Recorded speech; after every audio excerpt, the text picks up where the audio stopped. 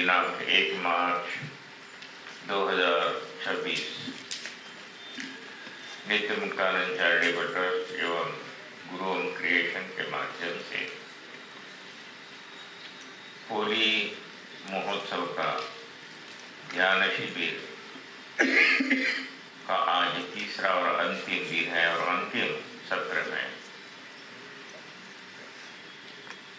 आप सभी सिद्ध साधक भाई बहन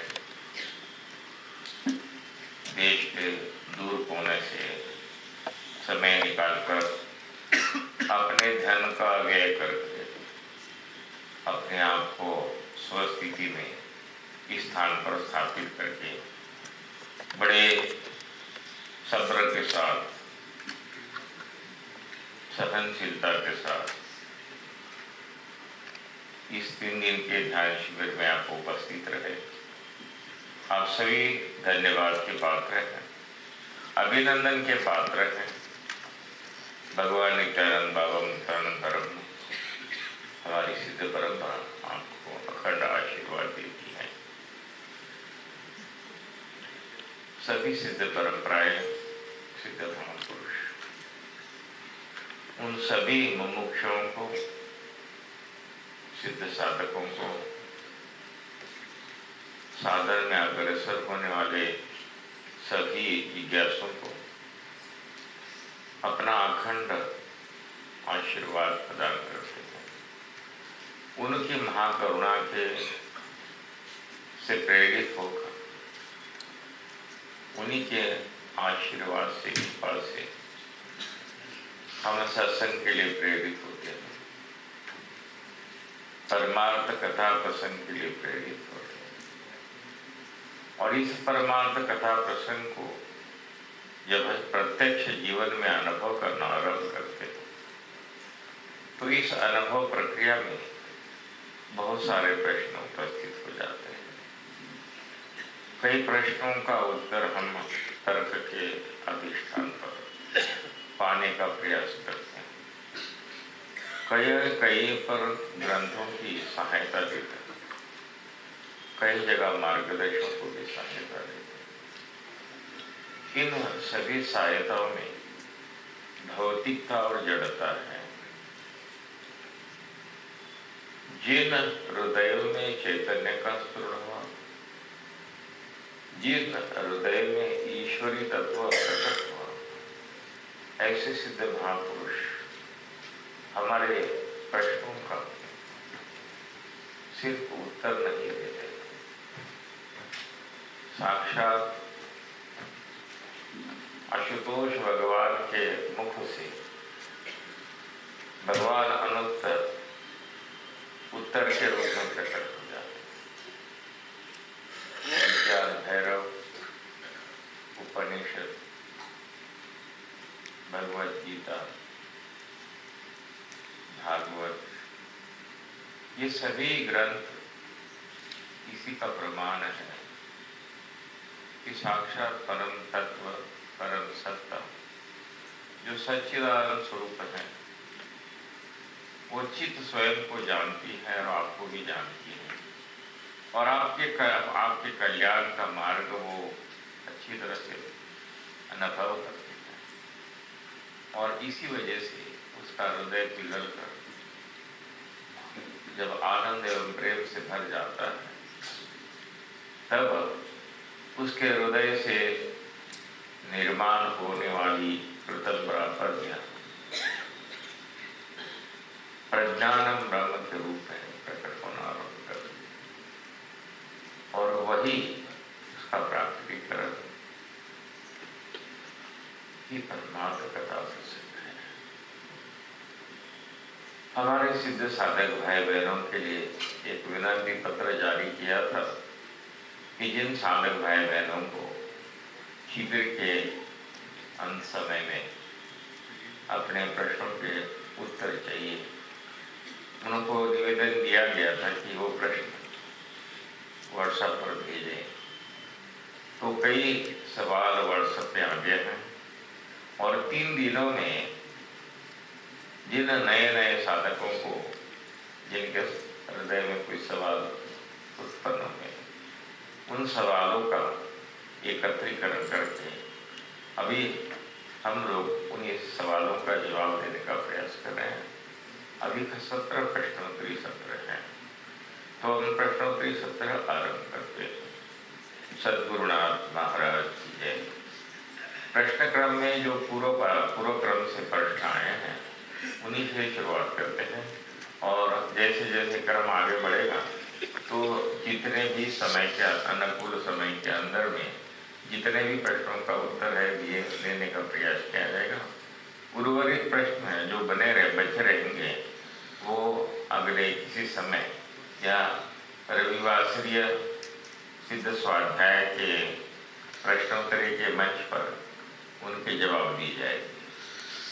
सद्गुरुनाथ महाराज की जय। सद्गुरुनाथ महाराज की जय। गुरुदेव, शुरू करने से पहले कई लोगों ने ऐसे एक आपसे विनती की है कि उनके जो प्रश्न रविवासरीय सिद्ध स्वाध्याय के दरमियान आते हैं तो क्या वो लिखकर भेज सकते हैं? तो वो जरूर भेज सकते हैं। जो सिद्ध स्वाध्याय मंच है वो सभी साधकों के प्रश्नों को आमंत्रित करता है, उनका हार्दिक स्वागत करता है। जो इसका व्यवस्थापन देखते हैं उन्हें आप व्हाट्सएप पर प्रश्न भेज सकते हैं। उन प्रश्नों की चर्चा और उत्तर देने का प्रयास सिद्ध स्वाध्याय मंच जरूर करेगा। धन्यवाद गुरुदेव। गुरुदेव, मैंने ना कुछ प्रश्न इकट्ठा किए हैं और मैं पहले प्रश्न करता है उनके नाम पढ़ता हूँ, तो आपको अंदाजा आ जाएगा कि कैसे कितने अलग अलग उम्र के लोगों ने एक ही सवाल पूछा है। ईशान और सोहल, कृष्णा, उसके बाद है सुमंगला हेगड़े और आहिर आंटी, इन सब का प्रश्न है, तो उसको मैं थोड़ा एक साथ ले लें।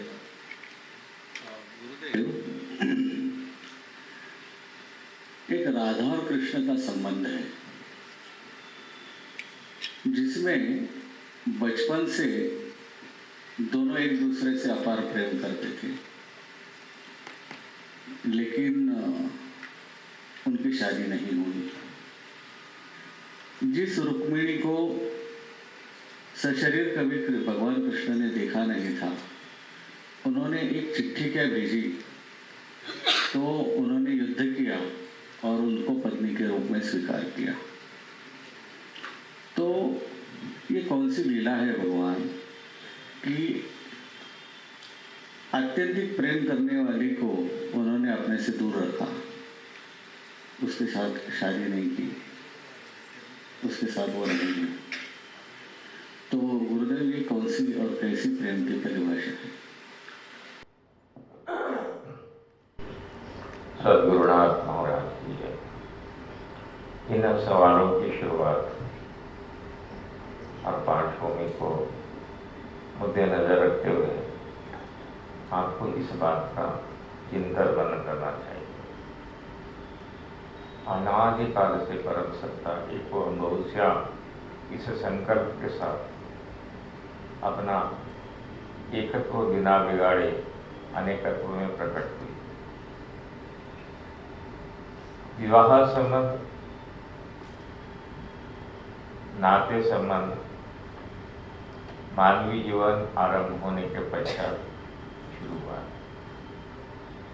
पति पत्नी संबंध मानव गुफा से बाहर निकला, अग्नि का उद्भव हुआ, अग्नि का शोध हुआ, उसके साथ सामूहिक जीवन की प्रथा आरंभ हुई। तब तक कोई रिश्ते नहीं थे। प्रकृति निसर्ग अपने प्रसंग और निसर्ग के साथ ही कार्यरत। जैसे भगवान का अस्तित्व सगुण साकार रूप मानव ने दिया, उसी तरह से मानवीय संबंध भी मानवों ने निर्माण किया। गुफा की सुरक्षिता छोड़ के नदी के किनारे जीवन बसना शुरू हुआ। उस समय स्त्री सत्ता की व्यवस्था थी, माता प्रमुख थी और परिवार का संगठन करती थी, संचालन करती थी। उस समय परिवार तक निर्मित हुआ नहीं था और सामूहिक जीवन था। निसर्ग अपने ढंग से काम करता रहा, रिश्तों का निर्माण हुआ नहीं। जैसे जैसे समय बीता और समूह और समाज व्यवस्था निर्माण होना शुरू हुई, उसके साथ साथ सुरक्षिता के तौर पर, व्यवस्था के तौर पर, संबंधों के स्थिरता के लिए कई व्यवस्थाओं का निर्माण हुआ, जिसमें कुटुंब व्यवस्था का निर्माण। कुटुंब व्यवस्था में कुटुंब प्रमुख, उसकी पत्नी है तो उसका पति है, उनसे निर्मित होने वाले बाल बच्चे हैं, उनसे संबंध में जो रिश्ते निर्माण होते हैं।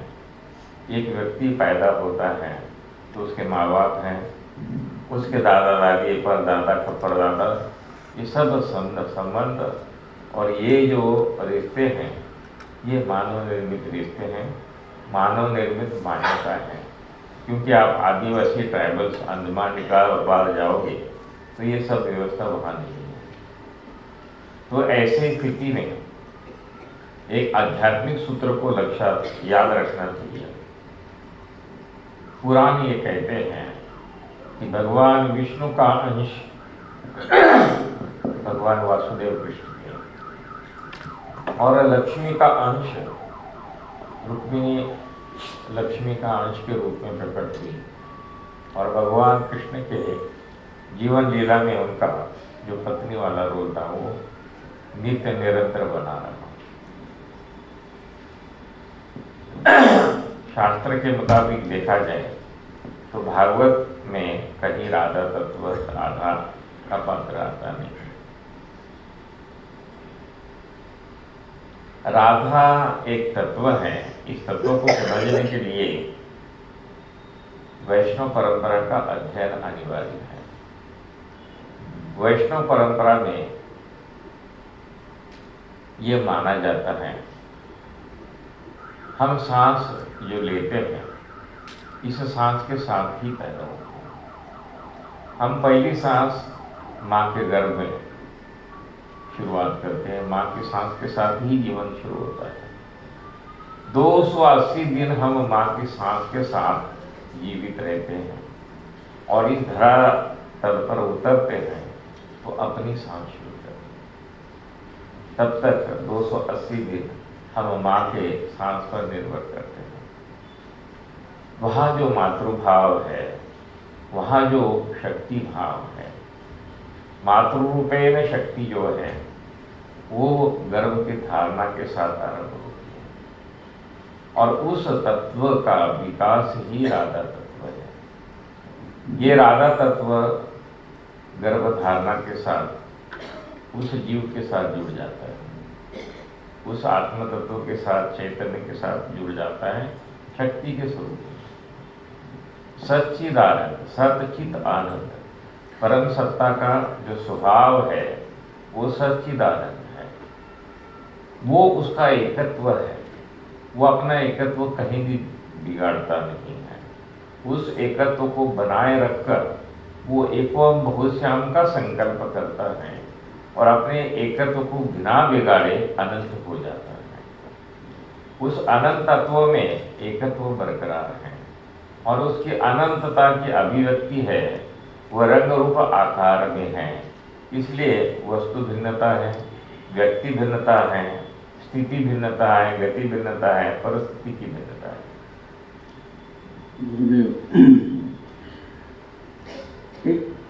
आप उसकी जो आध्यात्मिक परिभाषा बता रहे हैं, लेकिन बरसाना में राधा का जन्म हुआ ऐसे कहते हैं और अगर कुछ चीज सगुण में नहीं है तो उसका निर्गुण में अस्तित्व हो सकता है। दोष ऐसा है कि जो निर्गुण निराकार तत्व है वो कोई भी सगुण साकार रूप धारण कर सकता है।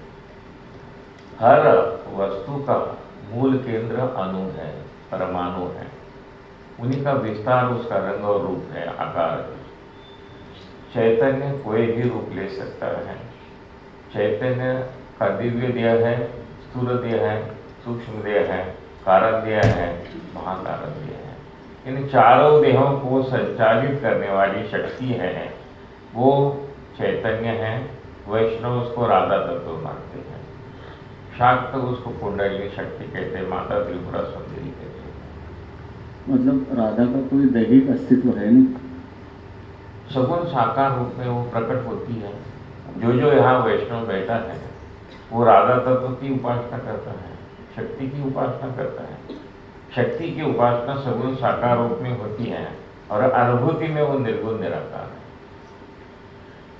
जो लीला चिंतन यहाँ महापुरुष करते हैं, साधक करते हैं, वो गुरु से प्राप्त उस मंत्र की सहायता से गुरु उनको स्थापित करता है उस रासलीला में, मंजरी के रूप में, सखा के रूप में, सखी के रूप में उनकी स्थापना होती है, उनका आइडेंटिफिकेशन होता है। वो पुरुष हो, स्त्री हो, कोई भी हो सकता है स्त्री को सखा का रूप प्राप्त हो, किसी पुरुष को मंजरी का रूप प्राप्त हो, और वो उसी भाव से लीला चिंतन करते करते उस जड़त्व को समाप्त करके वो चैतन्य में परिणित हो जाते हैं। और उनका जो दृष्टांत का स्तर है वो दृष्टांत का स्तर वाणी के रूप में पश्यंती रूप है, और तुर्या के स्थिति में वो चैतन्य स्वरूप भगवान का हर रूप धारण करता है। जो लीलाएं प्रत्यक्ष हुई उसका आदिदैवी स्वरूप आज भी इस निरूबन में लोग अनुभव करते हैं, उस सेवा कुंज में अनुभव करते हैं। ये केंद्र की विशेषता नहीं है, सामान्य भाव है। जहाँ जहाँ शक्ति केंद्र, शक्ति कुंज होते हैं, वहाँ वहाँ आदिदैविक, आदिभौतिक, आध्यात्मिक स्तोत्रों के केंद्रों का सम्मिलन है। ये त्रिकोण बनाने की एक प्रक्रिया है। जिस त्रिकोण का मध्य बिंदु निर्गुण निराकार से आरंभ होता है, वो परिणाम परा में परिणित होता है, परा से पश्यंती में परिणित होता है, पश्यंती से मध्यमा में परिणित होता है, मध्यमा से वैखरी में परिणित होकर ये सृष्टि दृश्यमान हो जाती है। और जब इस सृष्टि का लय आरंभ होता है तो स्थूल का विसर्जन सूक्ष्म में होता है, सूक्ष्म का विसर्जन कारण में होता है, कारण का विसर्जन महाकारण में होता है, महाकारण यानी तुर्या का विसर्जन तुर्यातीत निर्गुण निराकार तत्व में होता है। गुरुदेव, भगवान कृष्ण स्थूल रूप में हम देखते हैं, तत्व रूप में भी उसको अनुभव करते हैं। क्या राधा का अस्तित्व स्थूल रूप में भी उसी समय था या नहीं था? दो चीजें आप मान सकते हैं क्योंकि आप साक्षी नहीं है उस समय के। मतलब भगवान कृष्ण को भी मुझे मानना पड़ेगा, मैं साक्षी दो नहीं। चीज है कि उनका सगुण साकार अनुभव आता है तुर्या में, उनको साक्षात अनुभव करते हैं, उनकी लीला का अनुभव करते हैं, इसलिए वहां तर्क का कोई स्थान नहीं है। गुरुदेव, दिक्कत क्या होती है कि नरकासुर के जेल में जितनी भी लड़कियां बंदीवान थी उनको भगवान ने छुड़ाया। जिन्होंने हमें गीता में प्रेम का संदेश दिया, जिनको हम प्रेम के देवता मानते हैं, और जिनके साथ राधा का इतना अपार प्रेम था, क्यों नहीं उसको स्वीकारा उन्होंने स्वीकारा है, उसके लिए आपके लाइसेंस परमिशन की जरूरत नहीं है। कल मैंने आपको एक प्रसंग बताया था कि भगवान वासुदेव जब सोते थे तो अपने दिल पर हाथ रखे राधा राधा राधा बोलते थे। साथ में सोई रुक्मिणी देखती थी जो उनकी पत्नी है। एक पत्नी को क्या विषाद, क्या दुख हो सकता है, वो बैठी हुई अम्मा लोग समझ सकती है। यदि रुक्मिणी राधा को सौतन मानती है तो यहाँ गड़बड़ है, क्योंकि राधा तत्व कृष्ण का अभिन्न अंग है। शिव शक्ति जैसा अभिन्न है, ऐसे वो भी अभिन्न तत्व माना जाता है वैष्णव परंपरा में। वैष्णव परंपरा में रुक्मिणी की पूजा नहीं होती, राधा कृष्ण की पूजा होती है। मंदिर आपको मिलेंगे, राधा कृष्ण के मंदिर मिलेंगे। आप शिवलिंग को देखते हैं तो शिवलिंग में शिव और शक्ति है, जलाधारी वो शक्ति का स्वरूप है। लिंग के रूप में भगवान साक्षात शिव हैं, अग्नि स्वरूप हैं, आत्म स्वरूप हैं। उस आत्म स्वरूप को धारण करने के लिए शक्ति स्वयं उपस्थित है। शक्ति नहीं है तो शिव को धारण नहीं किया जा सकता। इसी तरह से कृष्ण को समझने के लिए राधा तत्व अनिवार्य है। वैष्णव की साधना राधा तत्व से शुरू होती है और कृष्ण में जाके विलीन होती है। यहाँ जो तस्वीरें लगी हैं, आप इन तस्वीरों को देखिए। यशोदा ने वही प्रयास किया, उसको राधा तत्व मातृरूपेण अनुभव करना पड़ा। राधा को राधा तत्व राधा रूपेण अनुभव करना पड़ा। जिस दिन जिस क्षण रुक्मिणी राधा तत्व को स्वीकार करके रुक्मिणी बनती है, उस दिन उसके सभी सवालों के जवाब उसी क्षण मिलते हैं। और उसी दिन से भगवान वासुदेव राधा राधा बोलना बंद कर देता है, क्योंकि रुक्मिणी का अनुभव हो जाता है कि रुक्मिणी और राधा तत्व में कोई अंतर नहीं, एक ही अद्वैत है। वहां से किंतु समाप्त हो गया। पुरुषों का, समाज का, व्यवस्था का किंतु कभी भी समाप्त नहीं होता। याद रखिए, कभी भी समाप्त नहीं होगा। उनके देवत्व वगैरह लोगों को शंका रहेगी, उनके अस्तित्व, उनके बारे में, देवत्व के बारे में शंका रहेगी। जगह जगह जितने भी कुतर्क हैं, कुतर्क की रचना ही तर्क के ना समझने पर है।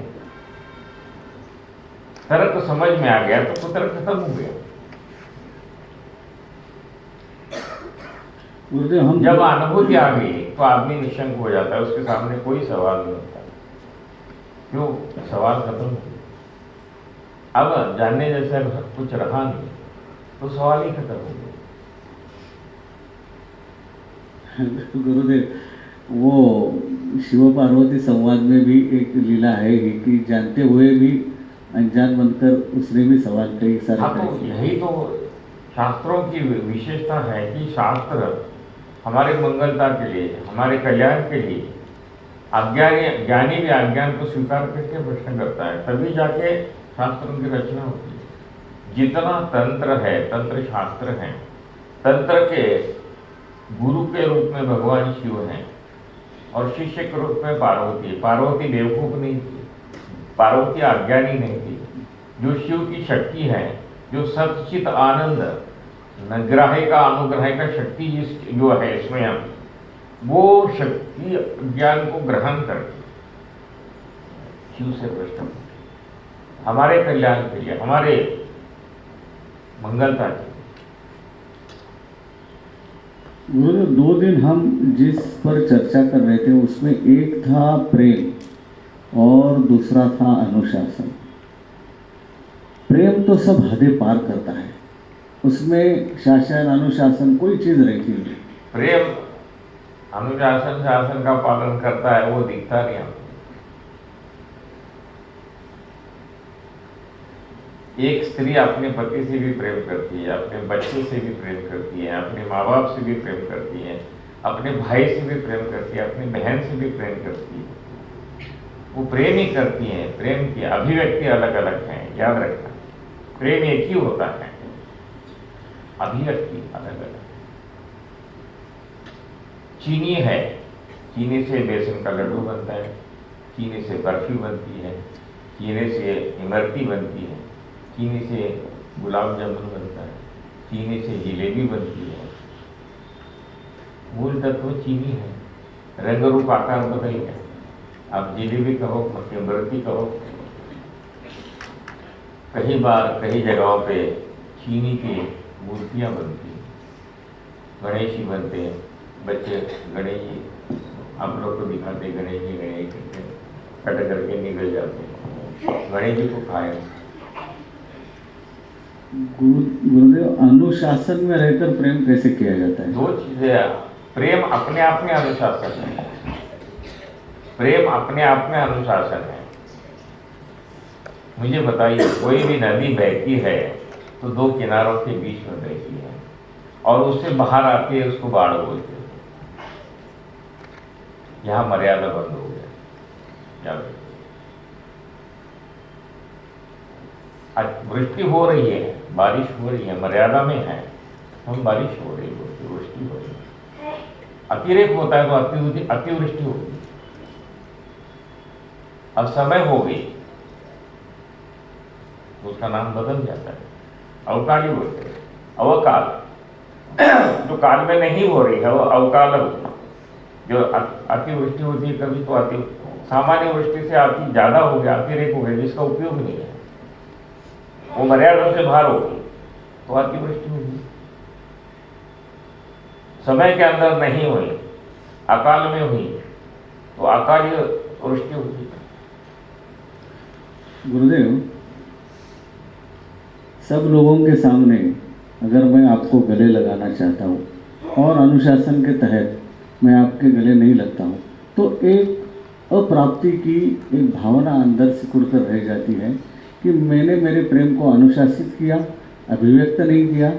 दोनों चीजें अभिव्यक्त किया, आपको समझ आ गए, मेरे को समझ आ गई। ये अमेरिकन आई लव का मतलब नहीं है, मत समझ रहे। हिंदुस्तान में सिर्फ नजर से भी प्रेम को समझा जाता है, अनुभव किया जाता है। तो फिर आप कहते हैं कि गले में पड़ो, उसका मतलब यह है कि समग्रता से समर्पित हो जाओ। क्योंकि समग्रता से समर्पित नहीं होते, कहीं ना कहीं रिजर्वेशन रहता है, कहीं ना कहीं कमी रहती है, त्रुटि रहती है, और वो त्रुटि कमी ही हमारी समस्या है। जिस दिन त्रुटि खामी समाप्त होगी हमारे पास कोई सवाल नहीं है।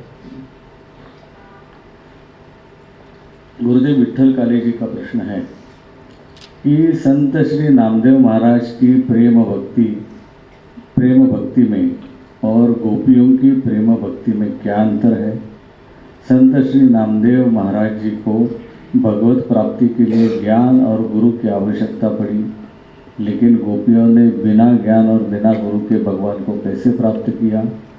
गोपियों का ऐसा कैसा विलक्षण प्रेम है जिसमें कबीर जैसे महापुरुष जो ज्ञान भक्ति और प्रेम से संपन्न थे वो भी बह गए?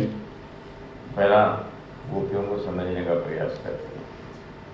गोपी साक्षात भगवान कृष्ण के साथ जुड़ी थी, वो उनका गुरु भी था और वो उनकी शिष्या भी। यहाँ कृष्ण भगवान मातृ रूपेण भी रहे। कई शॉर्ट सर्किट आवाज आ रही या बाहर कहीं फटाके जल रहे।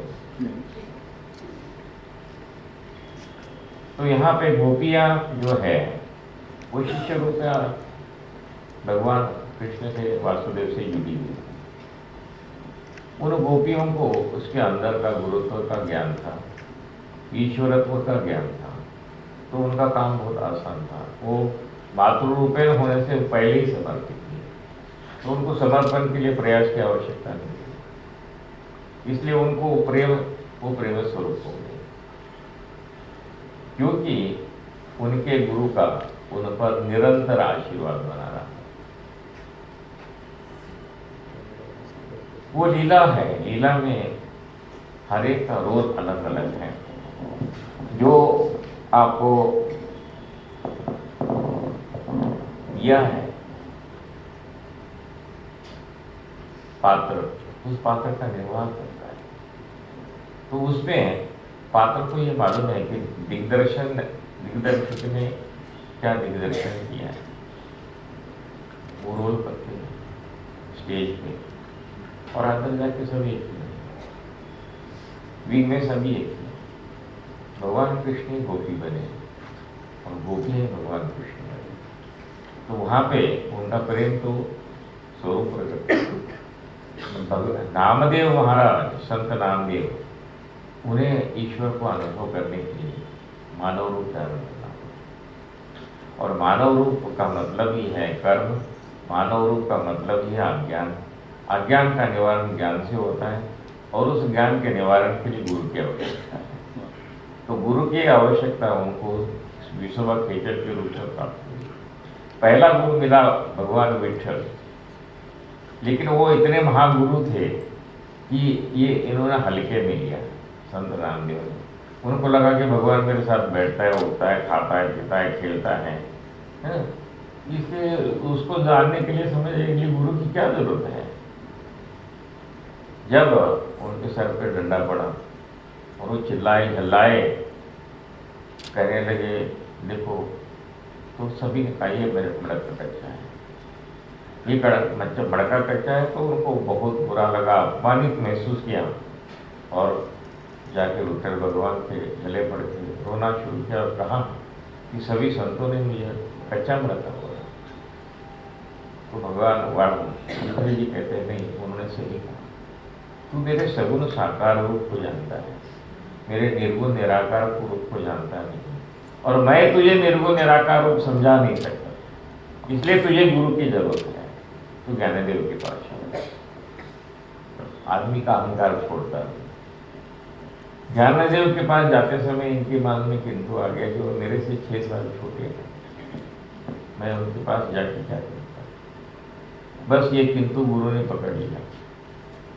संत ज्ञानेश्वर महाराज को पता लग गया कि नामदेव, विठल जी ने नामदेव को उनके पास भेजा है, लेकिन नामदेव के दिल में किंतु आ गया है कि मैं 6 साल छोटा हूँ।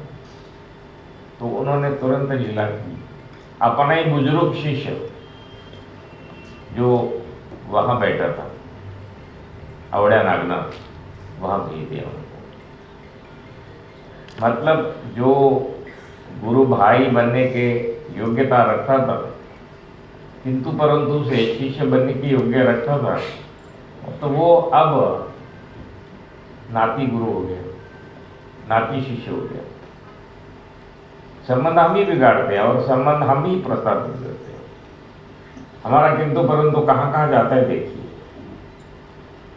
नामदेव के हृदय में किंतु नहीं होता कि वो मेरे से 6 साल छोटे हैं, तो संत ज्ञानेश्वर के शिष्य कहते हैं।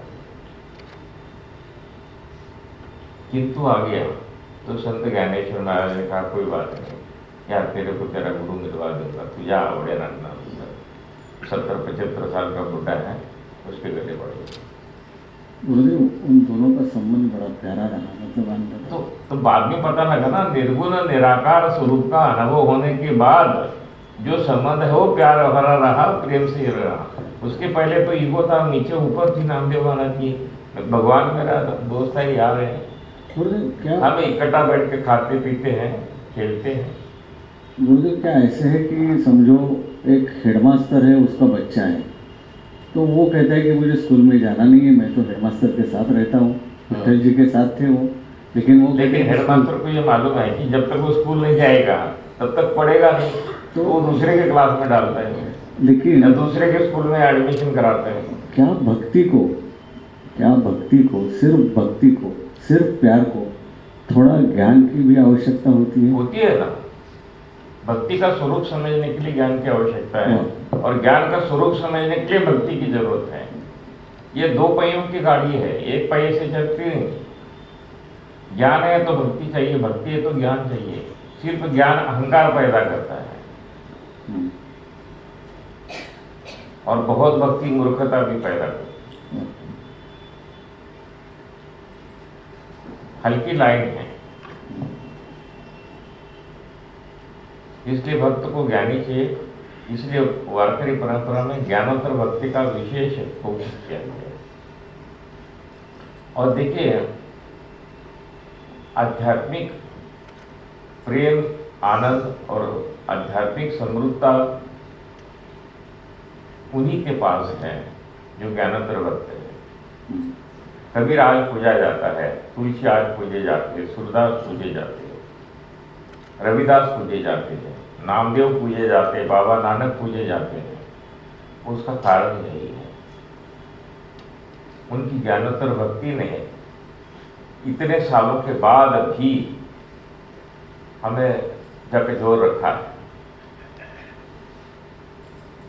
हमें जकड़ के रखा है। संत ज्ञानेश्वर महाराज 750 साल हो गए, कबीर 750 साल हो गए, बाबा नानक 600 साल हो गए, संत एकनाथ 600 साल हो गए।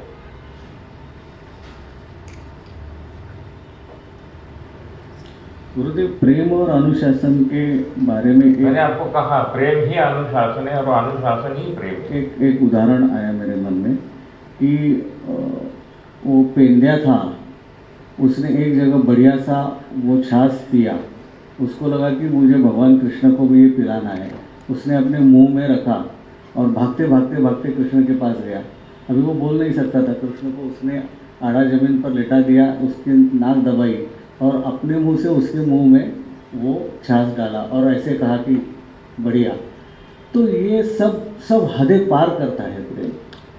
तो इसमें क्या था मालूम है कि पेंड्या की शारीरिक स्थिति को देखे, उसका एक हाथ नहीं था।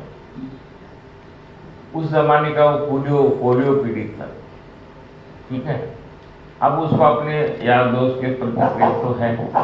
अब उसको उस दिन जो बना गया छाछ था वो इसका इतना पसंद आ गया।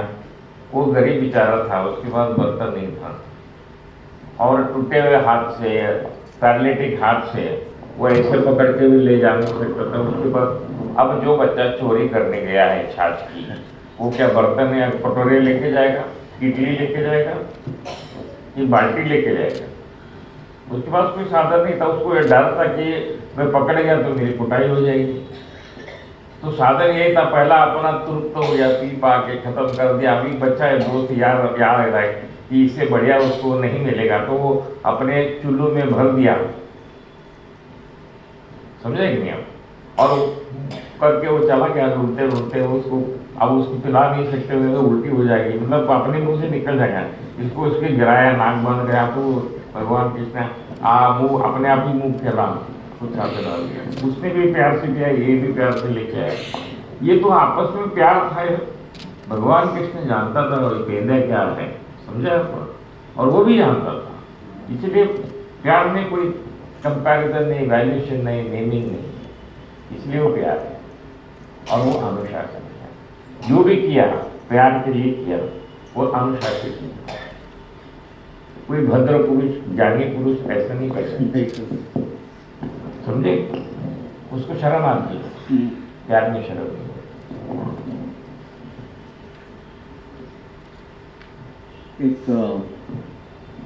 एक साथ जुड़े हुए दो सवाल हैं।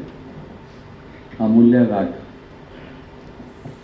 काका जी आप कहते हैं कि ज्ञानेश्वर महाराज सशरीर मतलब अभी है समाधि में, तो मैं क्या मेरी इन आंखों से उनको देख सकती हूँ? बिल्कुल देख सकते बेटे।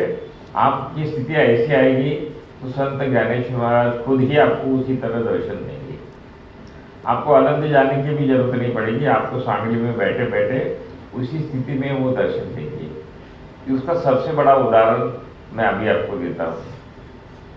अमरावती के गुलाबराव महाराज हो गए, वो अंध थे, बचपन में आंखें चली गई तो रिश्तेदारों ने अपनी प्रॉपर्टी के चक्कर में उनको अलंदी छोड़ दिया। वो अंधे थे, 10, 11, 12 साल के थे। तो बेसहारा बच्चा जिसको कोई जानता नहीं, कुछ नहीं करता, वो बेचारा असहाय था, मजबूर था, लेकिन उसके असीम श्रद्धा थी। तो उसे यह पता लगा कि उसको अलंदी में छोड़ा गया और अलंदी में संत ज्ञानेश्वर महाराज की समाधि है।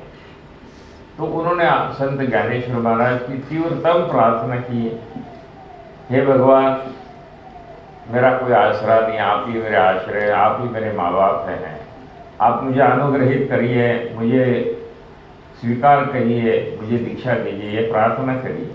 संत ज्ञानेश्वर महाराज समाधि से निकलकर द्वार, आप जाओगे अलंदी तो वहाँ पे एक महाद्वार है, उस महाद्वार पर संत ज्ञानेश्वर महाराज आ गए समाधि से उठ के। और गुलाबराव महाराज जो बच्चे थे 13 साल 11 साल 13 साल के, वो बैठ के रो रहे थे, वो प्रार्थना कर रहे थे। तो उन्होंने आके गुलाबराव महाराज के सर पर हाथ रखा, पीठ पर हाथ घुमाया, कहा तू चिंता नहीं कर बेटे, मैं तेरे साथ आया हूँ। और उन्होंने अपना परिचय दिया कि मैं ज्ञानेश्वर हूँ, मैं तुम्हें अनुग्रह करने के लिए आया हूँ, तुम्हारी विनती मान लिए और तुम्हें अनुग्रहित करने के लिए आया हूँ। तो उन्होंने मंत्र दीक्षा दी, आशीर्वाद दिया, शक्ति का जागरण किया। उसी इच्छा में गुलाबराव महाराज ने अपने आप को संत ज्ञानेश्वर की बेटी के रूप में अनुभव किया। संत ज्ञानेश्वर महाराज मातृरूपेण प्रिय हैं, गुलाबराव महाराज को, तो गुलाबराव महाराज हर जगह लिखते हैं संत ज्ञानेश्वर पुत्री गुलाबराव, अपने आप का परिचय देते संत ज्ञानेश्वर की पुत्री, और भगवान कृष्ण की पत्नी के रूप में वो परिचय कराते। ये तो बिल्कुल रुक्मिणी की सोच है, जिन्होंने अपने अंधेपन में 250 संस्कृत ग्रंथों की रचना की। मैं 400 साल पुरानी बात नहीं कर रहा हूँ, एग्जैक्ट 100 साल पहले की बात कर रहा हूँ। 100 साल पहले ये महापुरुष महाराष्ट्र में अमरावती के जगह पे हुए। अभी अभी शरद भाई उस स्थान पे जाके उस समाधि पर मत्था टेक के आए, संत गुलाबराव महाराज। तो ये उनको संभव है तो अमूल्य आपको भी संभव है। आपको आलंदी जाने की भी जरूरत नहीं, बैठे बैठे आप सांगली में संत ज्ञानेश्वर महाराज के दर्शन कर सकते हो। वो दिव्य देहधारी हैं, आप अपने प्रेम से अपने भक्ति से उनको सांगली में भी प्रकट कर सकते हो। और इस काम के लिए मेरे पीछे बैठे हुए सभी बाबा आपको आशीर्वाद देते हैं। उनकी बहन पूछती है ईशानी कि संजीवन समाधि में जो संत रहते हैं या जैसे ज्ञानेश्वर है, क्या उनके सम्मति बिना, उनके मर्जी के बिना हम उनके दर्शन कर सकते हैं? उनकी कृपा हो जाए तो आपको दर्शन हो सकते हैं। और जब भी आप आलंदी जाते हैं, उनके दर्शन करते हैं, तो किसी न किसी सगुण स्वरूप के दर्शन तो आप करते ही हैं। देखो, आपने उनकी समाधि को हृदय से स्वीकारा है, आपने उनको देखा नहीं, लेकिन समाधि को देखते हैं, उसकी सगुणता को देखते हैं, उसकी साकारता को अनुभव करते हैं, उस संत ज्ञानेश्वर महाराज के प्रेम को भी अनुभव करते हैं, तभी तो जाके मत्था टेकते हो आप। आलंदी में जाके मत्था टेकने का मतलब आपको उनके प्रति प्रेम है, तभी तो आप सांगली से आलंदी जाते हो, उनके समाधि पर मत्था टेकते हो, उनको गले लगते हो। वो पूछती है कि वो अभी वहाँ है या ज्ञानगंज गए, कहाँ है? वो वहाँ पे प्रकट है, और वो गुरु तत्व विश्वव्यापी विश्वोत्तीन विश्वातीत होता है, और सर्वचित सगुण साकार वो भी धारण करता है, और अपने भक्तों को, अपने शिष्यों को मार्गदर्शन भी करता है। भगवान नित्यानंद जी ने 8 अगस्त 1961 में महासमाधि की। आज भी उनके लोगों को दर्शन होते, ध्यान में समाधि के दर्शन होते हैं, वो ध्यान में मार्गदर्शन करते हैं, साधन के लिए मार्गदर्शन करते हैं। आपकी भक्ति है, आप गृहस्थी है और किसी मुसीबत में, समस्या में हैं, तो उस मुसीबत समस्या का भी निवारण करते हैं, पिता के रूप में, माता के रूप में। आपका जो भाव है उनके प्रति, उस भाव में वो आपका मार्गदर्शन करते हैं, आपका जो दुख निवारण की जो समस्या है उसका भी हल करते हैं। वो आपको पूछना चाहती है कि ईशानी की मैं ज्ञानगंज जाना चाहती हूँ, तो आप कोई विधि बताएं कि कैसे मैं जाऊँ और संतों के दर्शन करूँ। आप अपने जहाँ भी घर में बैठो, अपने आसन में बैठो, ध्यान, आंखें बंद करो, सांस को देखते जाओ, धीमे धीमे धीमे धीमे इष्ट मंत्र का जाप करते जाओ। उसी स्थान में ही बैठे बैठे अभ्यास के साथ आप स्थूल शरीर से सूक्ष्म शरीर में प्रवेश करोगे, सूक्ष्म का शरीर से कारण शरीर में प्रवेश करोगे, कारण शरीर से महाकारण शरीर में प्रवेश करते ही आपका संपर्क सीधा चैतन्य से हो जाएगा, और वो चैतन्य आपको आपके इष्ट के रूप में, गुरु के रूप में, आपके जिनको आप बहुत प्यार करते हैं उन संतों के रूप में वो प्रकट हो जाएंगे। गुरुदेव, क्या हर सिद्ध महापुरुष, हर साक्षात्कारी महापुरुष का संबंध ज्ञानगंज से होता है, वो जाता ही है? सभी सिद्ध महापुरुषों का वास सिद्ध लोक में होता है। कार्य विशेषता के लिए उन्हें ज्ञानगंज आना पड़ता है और उनका ज्ञानगंज से संपर्क बना लेता है। तो ज्ञानगंज और सिद्धलोक दो अलग अलग है? दोनों अलग अलग है। ज्ञानगंज वर्कशॉप है। अच्छा। और सिद्धलोक? और सिद्धलोक यूनिवर्सिटी कह सकते हैं। गुरुदेव, इसके संबंध में एक और उससे ही जुड़ा प्रश्न है, हरीश उन्होंने दिया है कि समाधि के पश्चात जब सिद्ध साधक परमात्मा में लय हो जाता है तो फिर पूर्ण लय होने के बाद भी पृथक पहचान कैसे संभव है? जिन सिद्ध संतों का पुनर्जन्म नहीं होता है वो इतने वर्षों बाद भी उसी रूप में समाधि स्थान पर कैसे विराजमान रहते हैं? कैसे उनका उसी रूप में आवाहन पुनः संभव है जबकि वो पूर्ण रूप से परमात्मा में लय चुके होते? अभी आप आधुनिक समय के लोग हैं जिनके घरों में BSNL की लैंडलाइन है, जिस समय उन्होंने ली वो नंबर उस समय 3 डिजिट वाले थे और कोड नंबर था। अब 10 नंबर आ गए हैं, तो जो मूल कनेक्शन है वही बना है, उसका आइडेंटिफिकेशन डिजिटलाइजेशन जो है उसके नंबर बदले हुए हैं, तार वही है, यंत्र वही है, BSNL में आपका जो कोड है और जो पॉइंट है वो वही है। अभी आपको मैं बताता हूँ, आपको मॉडर्न लैंग्वेज में कहना है, आपके पास जियो का नंबर है, आपको सर्विस अच्छी नहीं मिल रही है, तो आप क्या करते हो? कंपनी बताते हो ना, एयरटेल में चले जाते हो, नंबर वही बना रहता है, नंबर में कोई चेंज नहीं आता। इसी तरह से यहाँ पे भी नंबर फिक्स है। कितनी भी कंपनी बदलो, घूम फिर के आप वही नंबर पे आओगे। वैष्णव बनो, शैव बनो, शाक्त बनो, गणपति बनो, सौर्य बनो, मुसलमान बनो, हिंदू बनो, सिख बनो, जो बनना है वो नंबर वही है, नंबर में कोई परिवर्तन नहीं। क्योंकि ये सब बन रहे हो, है नहीं, है वो नंबर ही है।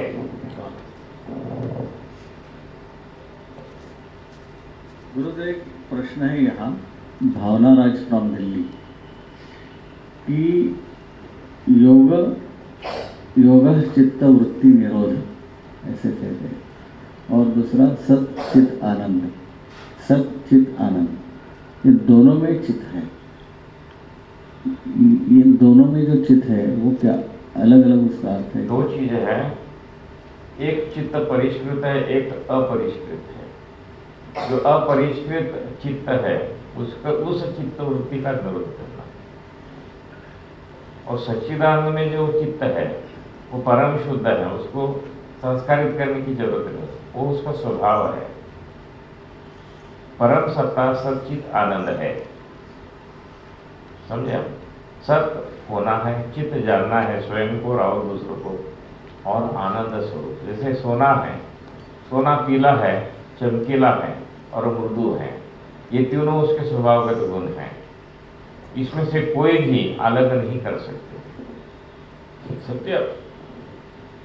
उसी तरह से चित्तवृत्ति निरोध का मतलब है, सामान्य रूप से जो चित्त है वो संस्कारित है, वो गुणों से युक्त है। वो तमोगुणी भी हो सकता है, रजोगुणी भी हो सकता है, वो सतोगुणी भी हो सकता है।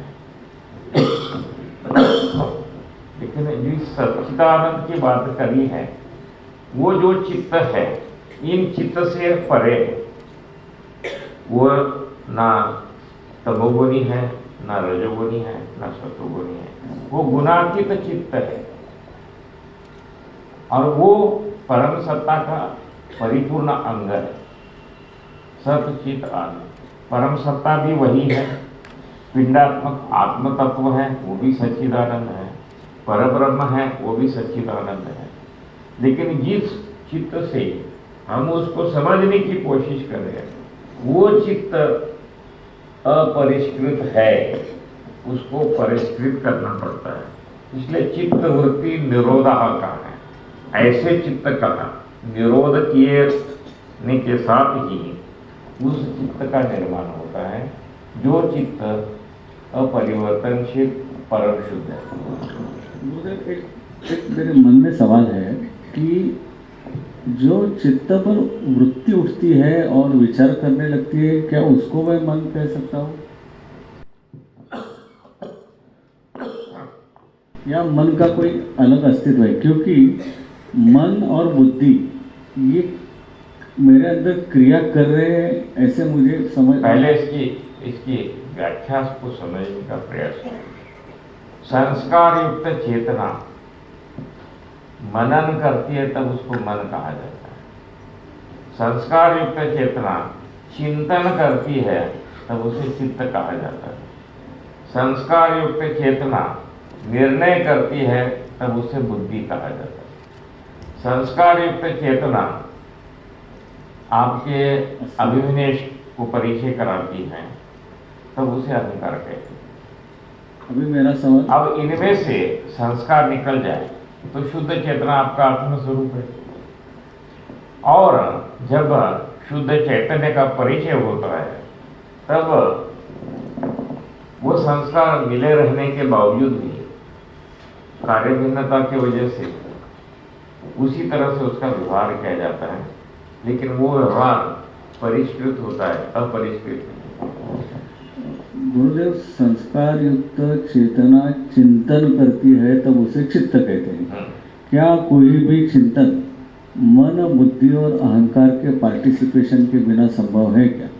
दो चीजें, वही तो मैं कह रहा हूँ। चेतना है, वो चेतना, जैसे इलेक्ट्रिसिटी है, ये बल्ब जल रहे हैं, ठीक है, आपका माइक्रोफोन एक्टिव है, एम्प्लीफिकेशन वहाँ चल रहा है, जो एसी की आवाज़ आ रही है वो एसी भी चल रहा है। तो एक इलेक्ट्रिसिटी अलग अलग फंक्शनरी कार्य को बदल रही है। यहाँ एम्प्लीफिकेशन होकर माइक्रोफोन से आपकी आवाज़ सबको सुनने में आ रही है, मेरी आवाज़ भी सुनने में आ रही है। उसी बिजली से ये लाइट दिख रहे हैं जिससे हम एक दूसरे को समझ पा रहे हैं, देख पा रहे हैं, ठीक है। ये जो एसी है इसकी वजह से हम ठंडक महसूस कर रहे हैं। एक ही इलेक्ट्रिसिटी है, वो अलग अलग जगह काम कर रही है, तो एक को एसी कहा जा रहा है, एक को लाइट कहा जा रहा है, एक को साउंड कहा जा रहा है। उसी तरह से चेतना एक ही है, कार्य भिन्नता से किसी को चित्त कहा, किसी को मन कहा, किसी को बुद्धि कहा, किसी को अहंकार कहा। तो ये चित्त वृत्ति निरोध करना मतलब किसका निरोध करना है मुझे? असल क्या है, चित्त वृत्ति का निरोध करना का मतलब उस चिति में जो संस्कार है उसको अलग करके अनुभव करना है। देखो यार, मान लो चावल बीनते हैं, समझे कि नहीं? चावल बीनने का मतलब ये नहीं कि चावल फेंक देते हैं। चावल में जो कंकर है, भूसी है, उसको अलग करते हैं। चिति है, जो चिति में, चैतन्य में, चित्त में जो संस्कार है वो हटा दें तो चैतन्य का अनुभव होता है, तो आपको कोई संदेह नहीं रहता। गुरुदेव, चैतन्य में जो संस्कार है उसको हटाने के लिए क्या मुझे मेरे मन, बुद्धि और अहंकार पर सभी वो चीजें एक ही है, संस्कार को हटाना है नहीं, उनकी सहायता भी लेनी पड़ेगी तभी हटेंगे वो। अब दो चीजें हैं, आप एक वस्तु को समझ रहे हैं। अभी एक बेसन है, बेसन का आटा है, बेसन के आटे से पुलाव, चीला भी बनता है, पकौड़े भी बनते हैं, थाली पीठ भी बनता है। वस्तु एक ही है, उस वस्तु से आकार भिन्नता और वस्तु भिन्नता आपको प्राप्त करते हैं। गुरुदेव, संस्कारों का हटना मतलब एग्जैक्टली क्या होना है? मेरा जो मन, बुद्धि और अहंकार के साथ, उनके साथ जो जुड़ाव है, मेरी जो आज तक की उसके बारे में समझ है, आकलन है, उसमें परिवर्तन है या कोई अलग चीज़ है? ऐसा है कि आज अभी जैसे एक क्रिस्टल है, क्रिस्टल निर्विकार है, ये बोतल है, उस टाइप देखिए, अभी उसको क्रिस्टल टाइप ही है, अभी वो क्रिस्टल नहीं है लेकिन क्रिस्टल टाइप है। अब ये लाल फाइल है, वो उधर उधर पकड़ लीजिए तो वो नीली दिखना शुरू करेगी। अब उस बोतल का रंग नीला नहीं है और अंदर के पानी का रंग भी नीला नहीं है, लेकिन ये नीला संस्कार आ गया उसके साथ, तो वो संस्कारित होगी। ये भी भ्रम है, फाइल हटते हो जैसे है ऐसे ही है। जिस स्थिति में है उस स्थिति में अनुभव करो, वो ज्ञान है। विपरीत अनुभव करो तो वो भ्रम है। गुरुदेव, जब तक वास्तविक ज्ञान नहीं होता तब तक भ्रम भी सत्य ही होता है। सापेक्ष है, सापेक्ष है। अभी रात को ट्रैवल कर रहे हैं, अमावस की रात है, पैदल चल रहे हैं, समझ रहे आप? तो आगे कुछ आपको नजर आता है, उसमें डर पैदा होता है, पता नहीं कुछ खड़ा नहीं, लेकिन अंदर वाला कहता है यार चल क्या जो होना है वो देखा जाएगा। जाते जाते उसके आसपास जाते हैं तो देखते हैं कि बबूल का पेड़ है वो काला होता है, उसकी छाल काली होती है, उसको फॉरेस्ट वालों ने सफेद रंग लिया लगाया, समझे? तो सफेद रंग की वजह से कोई आदमी खड़ा है ऐसा दिखता है, और दूर से पेड़ ही है, पेड़ को रंग दिया है, लेकिन हमें भूत नजर आता है, हमारा भ्रम है। नजदीक जाते हैं तो देखते तो पेड़ है, यही संसार है। गुरुदेव इसमें मजा क्या है, जो पहले भय पैदा हुआ वो भी मेरे मन बुद्धि चित्त अंतःकरण में पैदा हुआ, और मैं भय से मुक्त भी हुआ तो भी मन बुद्धि चित्त पहला मेरा जो भय था वो संकल्पहीन था, मेरा संकल्प शक्तिहीन था, और जैसे मैं हिम्मत करके उससे जाता हूँ, नहीं संकल्प करता नहीं मुझे जाना है, वो उसके पार भी जाना है किसी भी हालत में, तो मैं अपने संकल्प को शक्तिशाली बनाता हूँ और वहां पहुंच जाता हूँ। वहां पहुंचने के बाद देखता हूँ ये तो तू सही, मैं निर्भय हो गया। पहला भयभीत इसलिए था कि अज्ञान था, अब ज्ञान हो गया तो मैं निर्भय हो गया, मेरा भ्रम समाप्त हो गया, मैं आगे आपकी यात्रा शुरू कर दूँ। गुरुदेव कुछ लोग संकल्प और हिम्मत कर पाते हैं और कुछ लोग नहीं कर पाते। संकल्प और हिम्मत भी मन बुद्धि चित्त अंतःकरण के अंदर ही तैयार होता है। एक संकल्प शक्तिहीन है, एक संकल्प बलशाली है, यही फर्क है। तो ये पैदा कहाँ होता है? मतलब ये संकल्प का निर्माता कौन है? निर्माता आप ही है और कौन है? मैं मतलब कौन हूँ? मैं मतलब मेरा मन बुद्धि चित्त अहंकार ही है ना। बिल्कुल ठीक है ना, तो आपके संकल्प है, ऊर्जा का अभाव है, ऊर्जा है लेकिन आप इस्तेमाल नहीं करना चाहते हैं। आपके पास 500 के नोट हैं लेकिन कंजूस है, बाजार घूम के आएंगे 500 नोट तो वहीं रहेगी, दूसरा बंदा होगा तो 400 खर्चा करके जेब से 100 रख दे जाओगा। आप कहेंगे 500 नोट बच गए, बाजार में देख लिया, विंडो शॉपिंग भी हो, लेकिन वस्तु का आनंद आपको नहीं मिला क्योंकि दूसरे ने वस्तु खरीद ली, आप देखते रहेंगे।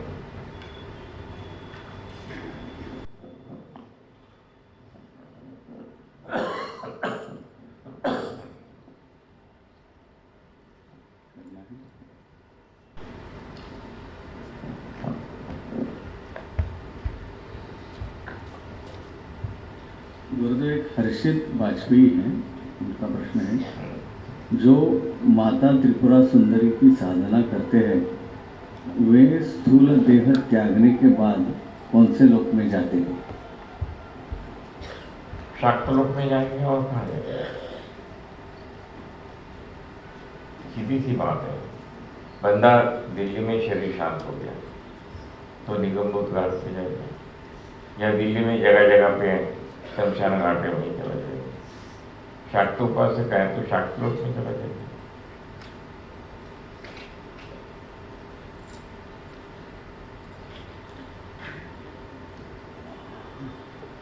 अच्छा, मामा के गांव जाना है या नानी के घर जाना है तो नानके ही जाना पड़ेगा कि नहीं? अच्छा, ये शायद मेरा ना कुछ उलट सुलट है, ठीक है। और प्रश्न है, अभी नाम शायद मैंने लिया वो गलत हो सकता है। श्री यंत्र की पूजा कैसे करनी चाहिए? उसके जितने आवरण हैं उनमें कौन कौन से देवी देवता है, इसकी शिक्षा कैसे मिलेगी? इसकी शिक्षा आपको ग्रंथों से मिल सकती है। आप दो चीज़ें बनती हैं, एक भाव उपासना है, एक मानसिक उपासना है, और एक लौकिक उपासना है जो क्रम और व्यवस्था के साथ पैदा होती है, और अंतिम लक्ष्य भाव उपासना है। जितने भी कर्मकांड है उन कर्मकांडों का अंतिम लक्ष्य भाव उत्पत्ति है। ये सब कर्मकांड करके यदि भाव उत्पत्ति नहीं हो रही है तो ये मैकेनिकल ड्रिल है, जिसको पुलिसी ड्रिल कह सकते हैं या आर्मी ड्रिल कह सकते हैं। तो अपनी उपासना किस तरह से होनी चाहिए देखिए, भावात्मक उपासना है, मानस उपासना है। शिव मानस पूजा के लिए किसी साहित्य की जरूरत नहीं, दिल भरा होना चाहिए, भाव होना चाहिए, अंदर प्रेम होना चाहिए। प्रेम से शिव को खड़ा करो, चाहे मर्जी शिव उपासना, शिव मानस पूजा करो। माता त्रिपुरा सुंदरी आपका अंतर विश्व है, आपका हृदय है, आपकी आत्मा है। उसका श्रृंगार कैसे करना चाहते हो आप कर सकते हो मानस पूजा में। यदि लौकिक में आप गरीब हैं तो सुवर्ण आभूषण ला नहीं सकते, लेकिन अंदर की रईसी है तो आप हीरे मोतियों से माता का श्रृंगार कर सकते हो। माता का मंदिर आप हीरे मोतियों से बना सकते हो।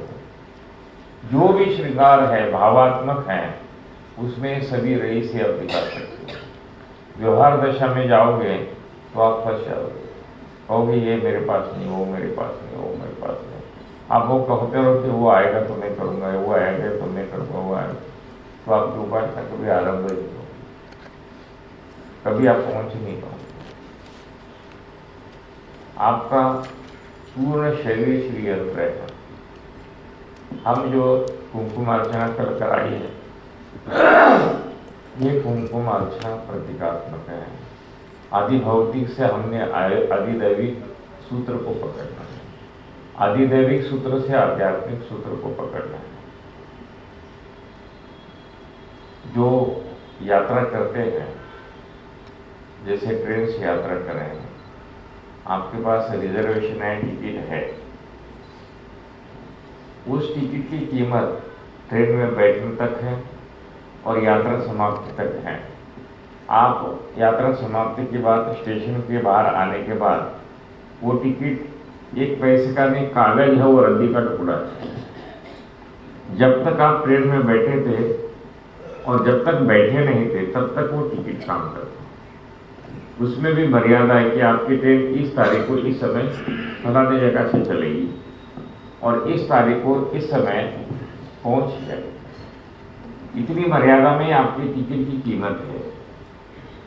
जितने भी उपासनाएं हैं, जितने भी साधनाएं हैं, उनका लक्ष्य वही तक है, उसके आगे नहीं। वो साधनाएं आपको उस स्थान तक पहुंचा देती है और उनका कार्य समाप्त होता है। आपके पास बड़ी कीमती गाड़ियां हैं, वो गाड़ियां आप बंगलों आपके घर के सामने खड़ी करते हैं। उस गाड़ी को लेके बेडरूम में जा नहीं सकते, उस गाड़ी को लेके ड्राइंग रूम में जा नहीं सकते, उस गाड़ी को लेके बाथरूम में नहीं जा सकते। उस गाड़ी की मर्यादा है, उसको वहीं छोड़ देते हैं जहां तक वो आपको छोड़ती है। तो गुरुदेव, अपने आप को प्राप्त करने के लिए भाव भी एक साधन है, गाड़ी जैसा? बिल्कुल है, भाव भी साधन है।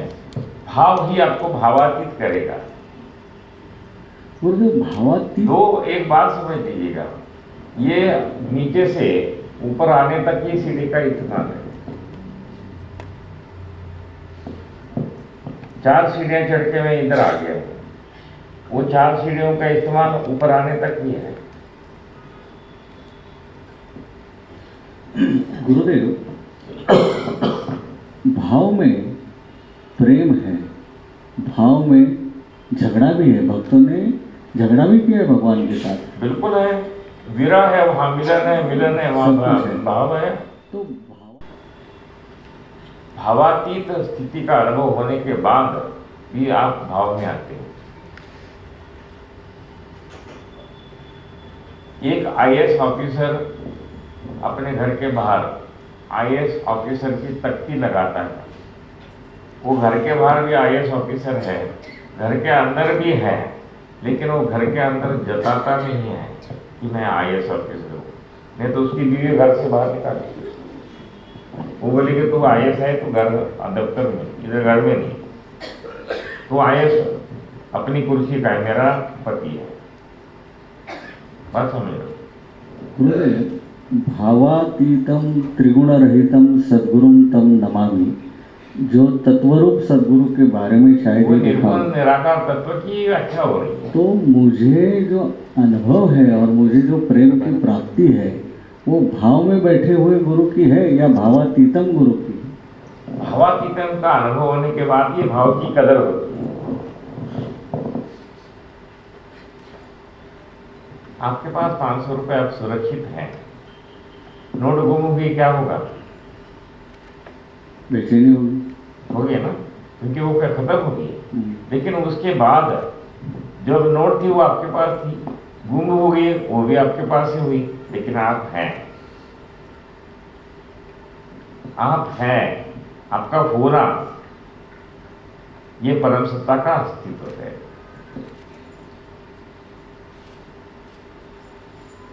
अभी हम आपको देख रहे हैं, आपको महसूस कर रहे हैं, उससे जो हमें प्राप्त हो रहा है वो तत्व रूप में कैसे मिलेगा गुरुदेव? मिलेगा ना, तत्व ही रूप रंग रूप आकार लेके प्रकट होता है। आपको एक प्रसंग बताते हैं। ये रामानंद बिडकर महाराज, उनको उनके गुरुजी ने, अक्कलकोट स्वामी महाराज ने आदेश दिया कि जाओ, उनकी दीक्षा होने के बाद नर्मदा परिक्रमा करो। तो वो नर्मदा परिक्रमा के लिए निकल पड़े। ओंकारेश्वर आ गए, उनको खबर मिली कि अक्कलकोट महाराज शांत हो गए। तो जहाँ खबर जिसने दी वहीं बैठे बैठे वो झाड़ मार के रोना शुरू कर दिया। आधा घंटे तक किसी को पता नहीं लगा, उस समय भीड़ तो थी नहीं। रोते रहे रोते रहे रोते रोते रहे, इतने रोते रहे कि गुरु प्रेम उनको, वो अपने आप को काबू नहीं कर पाए, रोते रह गए। उसी क्षण अक्कलकोट महाराज प्रकट हुए और एक जोर से चाटा मार दिया। क्यों रे बे बोले, वो उनकी भाषा लैंग्वेज ऐसी थी, क्यों रे बे बोले, गुरु मरता है, गुरु मरता है बोले, क्यों रो रहा है, तेरा कौन मर गया, तू रो रहा है। ये बिडकर महाराज ने अपना अनुभव लिखा। इतना ही नहीं, बोले 4 दिन तक मैं अपने गाल को साफ करता था, महसूस करता था, इतना बड़ा जोर से चाटा, वो लंबे हाथ वाले थे। अक्कलकोट महाराज 6 फुट 3 इंच ऊंचाई थी, हाथ बड़े मजबूत थे उसके, ये कस के लगाया ओंकारेश्वर में। गुरुदेव वो अगर तत्व रूप में समझाते रहते थे ना तो उनको समझ में नहीं आता था, सगुण में आकर एक तमाचा लगाना पड़ा, तब अकल आ गई। तो हर एक व्यक्ति के साथ कुछ ना कुछ प्रसंग घटता है, कहीं मृदु है, कभी कहीं कठिन है, कुछ ना कुछ होते रहे। जो जिस तरह से समझ सकता है उसको उसी तरह से समझाया जाता है। देखिए क्या होता है, मालूम है कि पैर में बबूल का कांटा है ना, वो घुस जाए तो वो कांटे से निकलता है, उसको सुई का इस्तेमाल करना पड़ता है। और छोटा मोटा कांटा है तो वो कांटे से भी निकल जाता है। तो व्यक्ति की जो धारणा है, समझ है, भाव है, उसके मुताबिक उसको उसकी अनुभूति होती रहती है और अनुभूति कराती है। प्रेम तो बहुत था गुरुदेव उनका भी, तभी तो कह रहे थे, मतलब उनको प्रकट होना पड़ा और जताना पड़ा। ऐसे ही होता है। तो फिर मुझे बताओ कि गुरु समाधि कहाँ से हो गई? जो प्रकट हुआ वो कौन था और समाधि में गया वो कौन था? समझ रहे क्या? सदगुरु की ऐसी कृपा होती है कि शंकर महाराज है, पुरा में जो कोई रहे हैं या पुरा से आते जाते हैं, उनकी समाधि रास्ते में है। तो ये शंकर महाराज ने अपने शिष्य को कहा था, मैं तेरे बेटे की शादी में आऊंगा। और शंकर महाराज 1950 में शांत हुए और उसकी बेटे की शादी 65 की, ऐसे 1970 साल की थी। बेटा जब हुआ उसकी शादी, तो शंकर महाराज साक्षात उस शादी में हाजिर हुए, फोटोग्राफ से है। तो एक महापुरुष समाधिस्थ होने के बाद 20 साल के बाद प्रकट हुआ, उसकी तस्वीरें हैं। तो आपने ये बताओ गुरु कृपा और क्या होती है? उन्होंने आश्वासित किया तेरे बेटे की शादी में आऊंगा, आगे। यहाँ अक्कलकोट महाराज ने थप्पड़ लगाया बिडकर महाराज को और कहा, बोले क्या हो गया, कौन मर गया तेरा? गुरु मरता है बोले।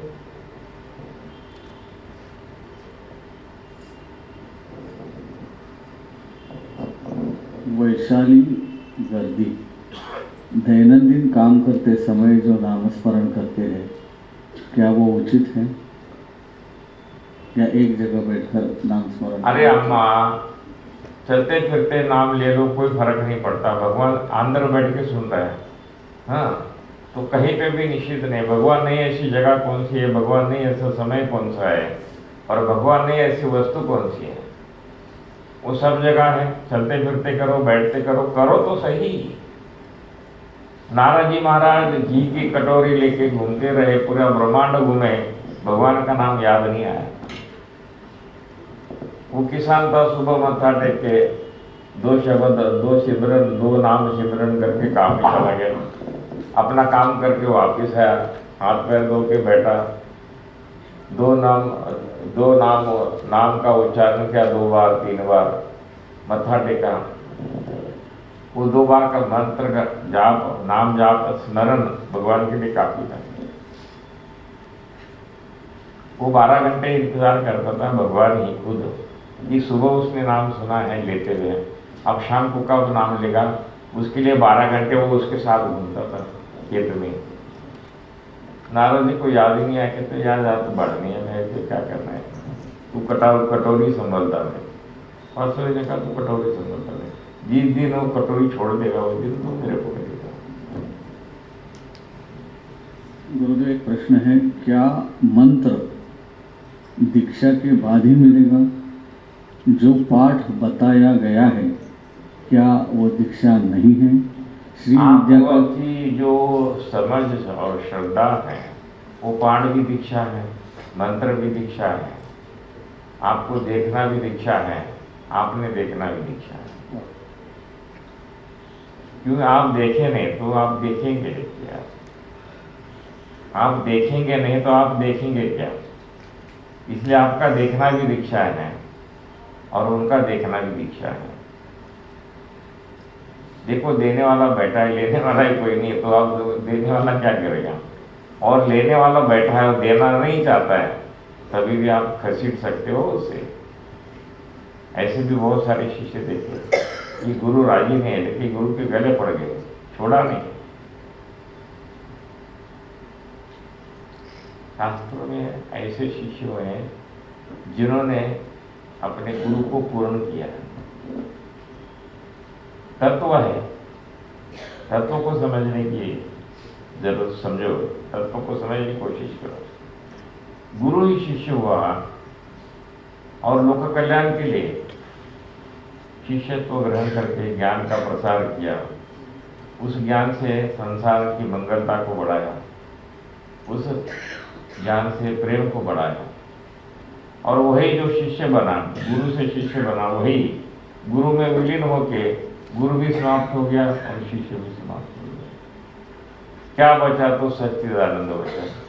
सच्चिदानंद से गुरु पैदा हुआ, सच्चिदानंद से शिष्य पैदा हुआ, शिष्य गुरुत्व को प्राप्त हो गया, लोक कल्याण किया, विश्व कल्याण किया, विश्व शांति की, और अपने आप को पाके अपने में ही विलीन हो गया। आप वो रंग रूप आकार के वजह से कुछ हुआ, कुछ पैदा हुआ, कुछ हुआ, कुछ पैदा हुआ, ये आप देख रहे हैं। ईश्वर के सृष्टि में कुछ हुआ नहीं, कुछ गया नहीं, कुछ सब जा रहे, कुछ हुआ नहीं।